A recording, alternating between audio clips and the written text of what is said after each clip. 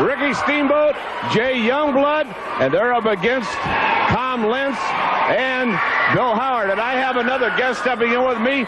We won't be able to see him, but Paul #1 Jones, I'm sure he's going to have an opinion on Starrcade 83 also, as we witness the World Tag Team Champions, Ricky Steamboat and Jay Youngblood, the unprecedented 4 times World Tag Team Champions. And that might mean a little bit to you, Paul Jones, because you have a tag team now.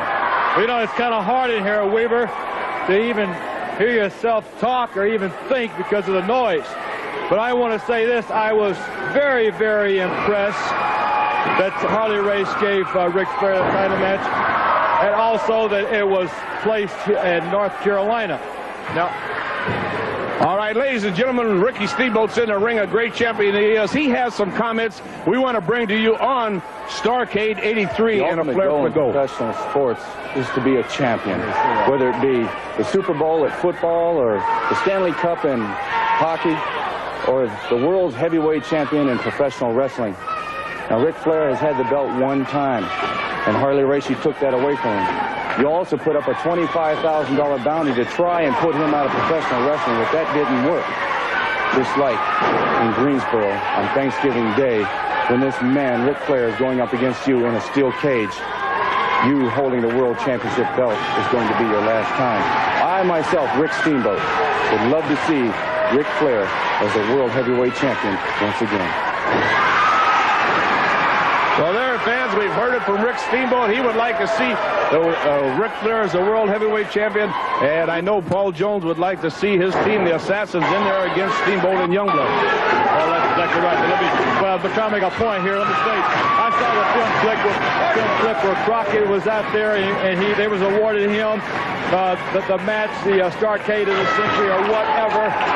And I tell you one thing, I saw the promoters clapping their hands, and I tell you, deep down inside, they probably wanted to beat Crockett up because he got the match where he wanted it. Well, let me tell you something right now. That's one match that I am not going to miss. And one thing about Steamboat and Youngblood, they call themselves champions. I have 2 of the greatest champions in the world today, just because they held their mask.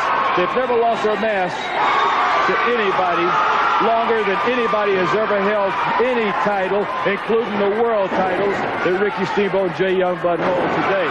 And I want to say this. I don't think Steamboat and Youngblood have the guts to wrestle my 2 assassins.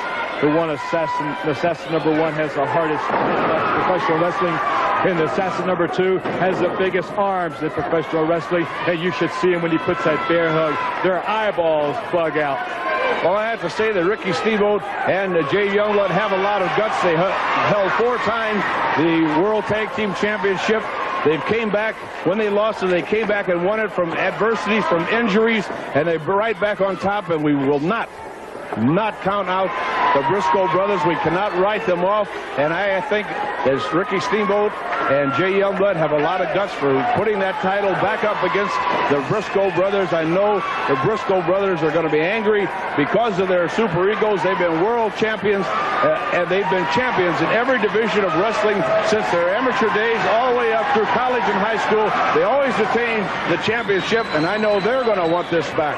So Steamboat and Youngblood not only have to look at Mark Lewin and Sullivan, you can't write off the Briscoes, and I'm sure down the line somewhere the Assassins are going to be looked at because they are a team to be reckoned with. That is for sure.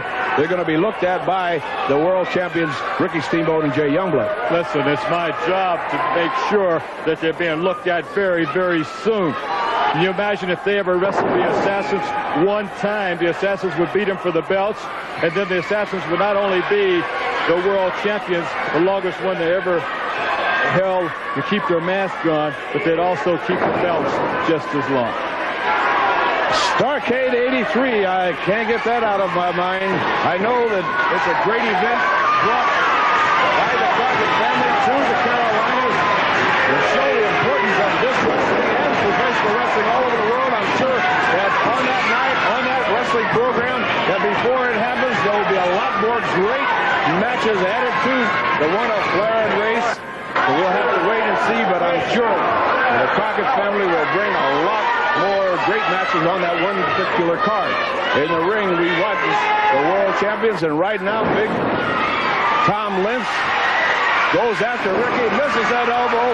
They're not an invincible team. They get in trouble. I know you're witnessing their match right now, Paul. I'm sure that you're looking for little loopholes in their offense, little loopholes in their defense. Yeah, they're just like every other champion I've ran into. They call their shots. Steamboat and Youngblood are no exception.